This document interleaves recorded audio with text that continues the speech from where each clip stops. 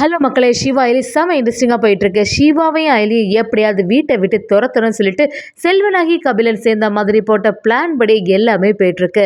கரெக்டாக நம்ம சிவாவும் இல்லை, எனக்கும் இதுக்கும் எந்த சம்மந்தமும் இல்லை, சித்தி தான் இதை சைன் வாங்கிட்டு வர சொன்னாங்கன்னு சொன்னாலும் யாருமே நம்புகிற மாதிரி இல்லை.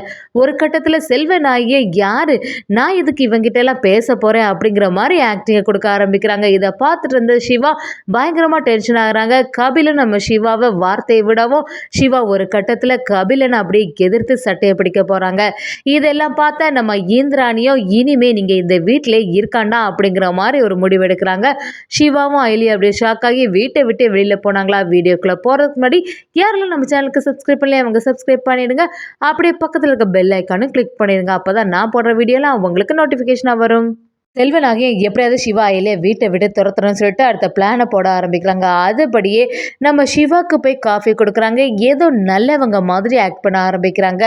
இதெல்லாம் நம்ம சிவாவும் கேட்டுட்டு என்ன சித்தி நீங்கள் இங்கே வந்திருக்கீங்க அப்படின்னு கேட்கும்போது அவங்களும் உனக்கு காஃபி தரக்கு தான் வந்தேன், எல்லாருக்கும் வீட்டில் காஃபி கொடுத்தேன்ல அதான், அது மட்டும் இல்லாமல் இனிமேல் நீ என்னை சித்தினே கூப்பிடலாம் அப்படிங்கிற மாதிரி ரொம்பவே நல்லவங்க மாதிரி பேசுகிறாங்க. இதெல்லாம் நம்ம சிவா நம்பிடுறாங்க.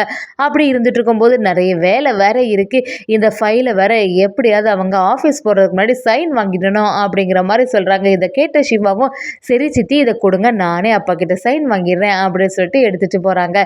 இதை கேட்டுட்டு இருந்த செல்வனாகிய நம்ம நினைச்ச மாதிரி எல்லாமே நல்லபடியாக நடக்குது, இவன் சரியான முட்டாளாக இருப்பான் போல, நான் சொன்னதெல்லாம் நம்பிட்டான்னு சொல்லி போய் நினைக்கிறாங்க. அதே சமயத்தில் நம்ம சிவாவும் அவங்க அப்பா கிட்ட போய் அப்பா இதில் சைன் போடணுமா சித்தி கொடுத்து விட்டாங்கன்னு சொல்லும்போது அவங்களும் யோசிக்க ஆரம்பிக்கிறாங்க. எதுக்கு நீ என்ன அப்பான்னு கூப்பிடுற, என்னெல்லாம் தேவையில்லாமல் இப்படிலாம் கூப்பிடக்கூடாதுன்னு சொல்லியிருக்கேன்ல, அதுக்கப்புறமா திருப்பியும் கூப்பிட்டு இருந்தேன்னா இது என்ன அப்படிங்கிற மாதிரி திட்ட ஆரம்பிக்கிறாங்க. சிவாவும் சரிப்பா இதில் சைன் போடுங்கன்னு சொல்லும்போது செல்வநாயக சிவாக்கு தான் ஆகாது, அவன் எதுக்கு இவங்கிட்ட எல்லாம் ஃபைல் கொடுத்து விட போறா அப்படிங்கிற மாதிரி சொல்கிறாங்க.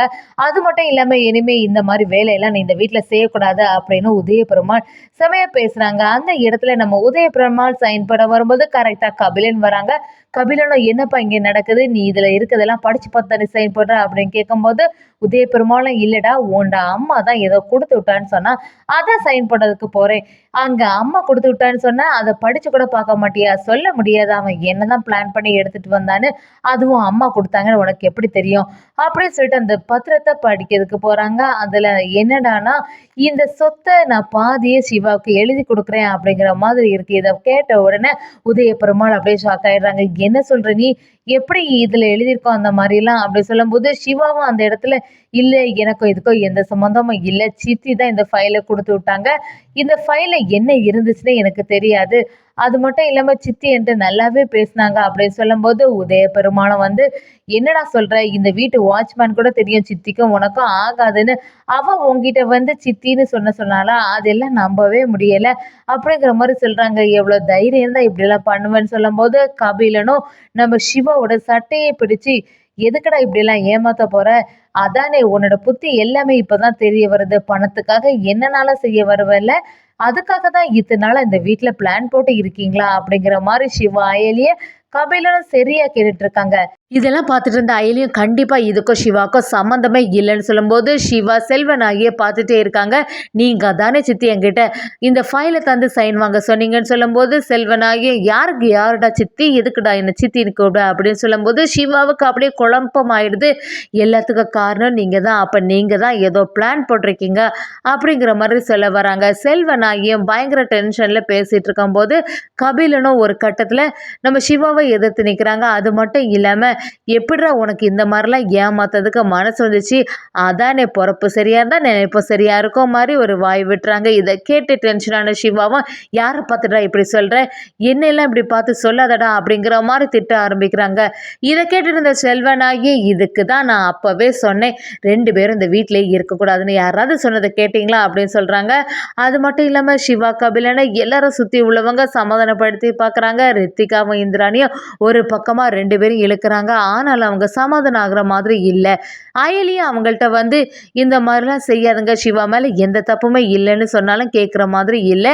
ஒரு கட்டத்தில் அவங்க 2 பேருமே சமாதானம் ஆகும்போது நம்ம இந்திராணியும் என்ன இங்கே நடக்குது, தேவையில்லாமல் இப்படி ஏன் பிரச்சனை பண்ணுறீங்கன்னு சொல்லும்போது செல்வனாகி இவங்க 2 பேரும் வீட்டில் இருக்கிறது தான் பெரிய பிரச்சனைன்னு சொல்லிடுறாங்க. அந்த டைமில் அயலியும் எங்கள் மேலே எந்த தப்புமே இல்லை, கண்டிப்பாக இவங்க மேலே தப்பு இருக்காதுன்னு சொல்லும்போது செல்வனாகி அப்போ ஏன் மேலே தப்பு இருக்குன்னு சொல்ல வரியா அப்படின்னு சொல்கிறாங்க. அயலியும் இல்லை, இப்போதைக்கு எதுவுமே எனக்கு நிரூபிக்க முடியாது, ஆனால் எங்கள் மேலே மட்டும் தப்பு கிடையாது, உங்களுக்கு எங்களால் பிரச்சனை இருக்குன்னு சொல்லுங்கள், நாங்கள் இந்த வீட்டை விட்டு இப்போவே போயிடுறோம் அப்படின்னு சொன்ன உடனே நம்ம இந்திராணி ஆமாம் உங்களால் இந்த வீட்டில் பிரச்சனை தான், இன்னைக்கு நீங்கள் இந்த 2 பேரும் வீட்டுக்குள்ளே வந்தீங்களோ அன்னைக்குலேருந்து இந்த வீட்டில் இந்த சந்தோஷம் நிம்மதி எல்லாமே போச்சு, என்றைக்கும் ஏதாவது ஒரு பிரச்சனை வந்துட்டே தான் இருக்குது, நானும் எத்தனை நாள் தான் பொறுமையாக இருக்குது, சித்தப்பா சொன்ன ஒரே காரணத்துக்காக தான் சரின்னு சொல்லிட்டு விட்டேன், என்னைக்காவது நீங்கள் உண்மையை நிரூபிப்பீங்கன்னு சொல்லிட்டு பார்த்தா நீங்கள் இத்தனை நாள் ஆகியும் உண்மையை நிரூபிக்க மாதிரி இல்லை, இதுக்கு மேலே உங்களுக்கு கொடுத்த டைம் எல்லாமே முடிஞ்சு போச்சு, இனிமேல் நீங்கள் எல்லாம் வீட்டிலே இருக்க வேண்டாம் அப்படிங்கிற மாதிரி இந்திராணி ஒரு முடிவு எடுக்கிறாங்க. அதை கேட்ட அயலி கொஞ்சம் கூட எதிர்பார்க்கல. அதில் இந்த ரித்திகாவுக்கு பயங்கரமாக சந்தோஷம் ஆகுது, நம்ம நினச்சபடியே எல்லாமே நடக்குது, இந்த அயலியும் சிவாவும் மட்டும் வீட்டை விட்டு வெளியில் போயிட்டாங்கன்னா அதுக்கப்புறமா நம்ம ராஜ்யம் தான், நமக்கு தான் எல்லாருமே மரியாதை கொடுப்பாங்க, ரொம்பவே நல்ல மாதிரி ஆக்டிங் கொடுத்து இந்த குடும்பத்தில் உள்ள எல்லா விஷயத்தையும் தெரிஞ்சுக்கிட்டு அப்படியே இங்கே இருக்கணும் அப்படிங்கிற மாதிரி ரித்திகா யோசிக்க ஆரம்பிக்கிறாங்க. ஆனால் அயலியோ பயங்கரமாக குழப்பாங்குது. அயலியோ அவங்கள்ட்ட வந்து கண்டிப்பாக இந்த பிரச்சனைக்கும் சிவாவுக்கும் சம்மந்தம் கிடையாது, எப்படி இருந்தாலும் நான் அந்த உண்மையை நிரூபிப்பேன், யார் மேலே குற்றமோ அவங்க தான் இந்த வீட்டை விட்டு வெளியில் போனோம் அப்படிங்கிற மாதிரி நம்ம அயலி பேச ஆரம்பிக்கிறாங்க. இந்திராணி இதுக்கு மேலே எந்த பிரச்சனையும் இந்த வீட்டில் வரவே கூடாது, கண்டிப்பாக நீங்கள் 2 பேரும் வெளியில் போனால் தான் இந்த குடும்பம் சந்தோஷமாக இருக்கும்னா நீங்கள் 2 பேரும் வெளியில் போய் தான் ஆகணும் அப்படிங்கிற மாதிரி இந்திராணி செமையாக ஆர்டர் போடுறாங்க. இதை கேட்டுட்டு இருந்த உதய பெருமாளும் சிவாக்கு மேலே கொஞ்சமாக அவங்களுக்கு இறக்கம் வருதுன்னே சொல்லலாம், எப்படி இவங்களை இந்த மாதிரிலாம் பேசுகிறாங்கன்னே புரிய மாட்டேங்குது அப்படின்னு சொல்லிட்டு நம்ம சிவாவுக்கு ஆதரவாகவே உதய பெருமாளும் ஒரு செயலை செய்கிறாங்க.